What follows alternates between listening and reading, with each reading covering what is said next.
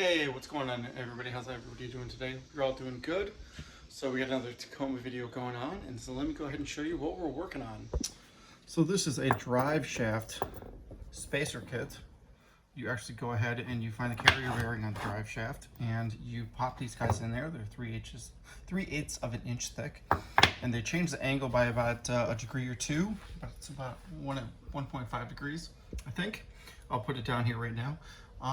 And they set it up so that your drive shaft runs a little more normal. And these are designed for anywhere between like 2 and like 5-inch lifts in the rear. And since I have a 4-inch lift, as you guys saw in the last video, let's go ahead and let's worry about putting these guys on. So this is what I bought in case you guys are interested. It's like $4, or it's like $11.99 on eBay. So it's great to go ahead and have. So let me show you what we're going to be doing underneath. All right, everybody, so this is your carrier bearing. Okay, what it does is your drive shaft sits here, connects over here to your transmission, runs all the way back through here to a yoke area, and then attached to that yoke is another drive shaft, and that goes into your differential of your rear vehicle. And as you can see, look, there's our lift. Yeah. So what we want to do is we want to pull this bolt out, and then on the other side, we want to loosen this guy just a little bit, like maybe 1/4 of an inch. And those pieces that I showed you, they're going to sit inside of here on both sides. Now we're doing this so that we can change the angle of this guy right here. He's gone down a little bit. You'll notice this one's at an angle, but it's not as drastic.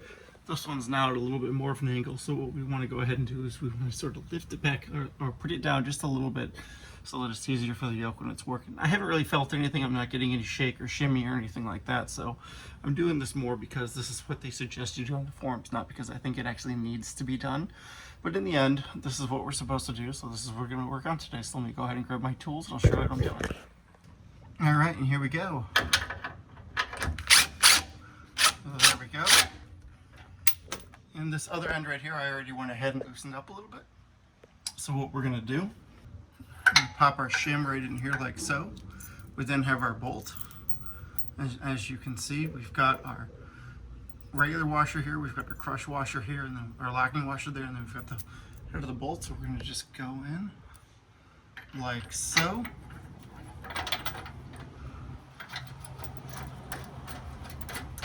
And that's really could not be any more easier. So then we're going to go ahead and take this piece. We're going to tighten it back up, but not all the way. We want to leave a little bit of room for this. All right, so we're going to go up just a little bit. And I'm going to use my hands real quick so that I can align this. All right, so that guy's in. Now let's do this one.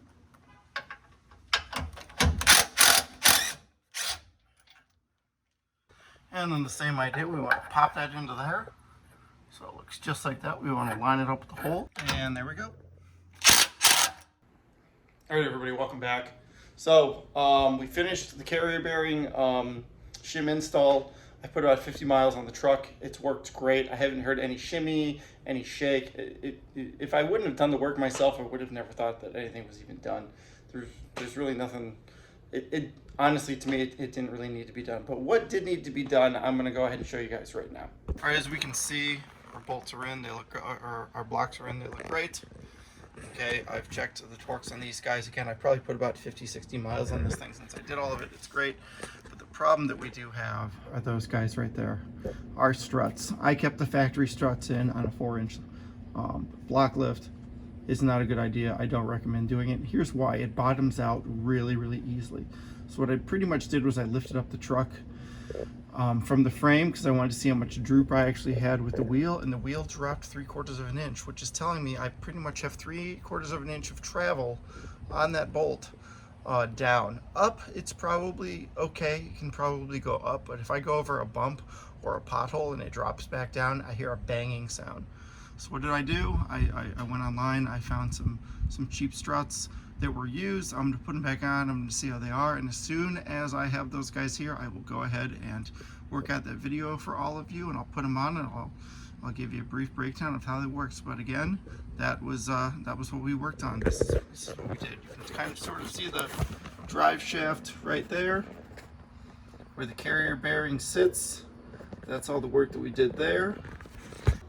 What's up, everybody? All right, so we've got our shocks or struts that we're going to be going in. These guys were used. I'll leave them down.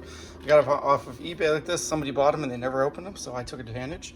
This is how these the settings going to go for the top strut. So we have cup up, and then this little pinion piece is going to be shooting up, and then this is going to sit on the shock body here, and then we're going to go ahead and put it in, and then we're going to go cup down, and then we're going to go ahead and put this cup piece down, and then I'm going to add a lock washer because Rough Country didn't, and then I'm going to go ahead and I'm going to add this nut as well. We're going to utilize a 17 to pull off the bottom, 14 to pull off the top.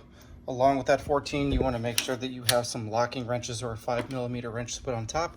But this shouldn't take very long. This should just be like 5 minutes each side. Let's go ahead and start. All right, let's pull the 17 off first. Make sure that you keep your stock hardware because you're going to need it. And as you can see, it pops out. This guy pops out just like so. As you can tell, there's not much left in this guy, so let's go ahead and do the top real quick. So we're going to take our pliers, pop them in like so. Take our 14. Let's go ahead and give this a quick loosen. There we go.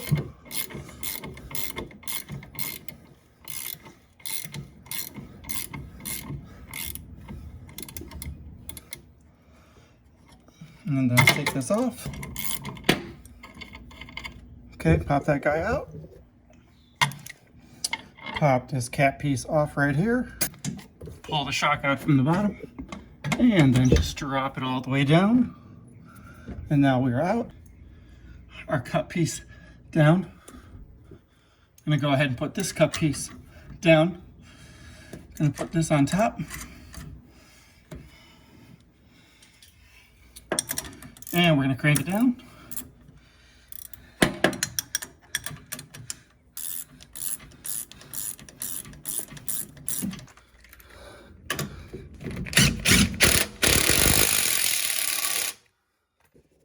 There we go. That sucker is in. It's not going anywhere. And that is how you go ahead and put that guy in. Let's see how he drives. All right, everybody, so the carrier bearing install went in well. The struts went in well. I got probably 100 miles on this guy right now. This is pretty much a sneak preview because you can see the lift is done. So the next video I pop up is going to go ahead and show how I installed these guys. These are MaxTrack spindles. Anyways, if you like this kind of comment, please go ahead and like, share, and subscribe. And if you have any questions, please go ahead and pop them down below. And if you got anything out of the video, please go ahead and leave a like and hit that subscribe button. It's free. It's free to anybody that wants to. Hope to see you all next week. Thanks.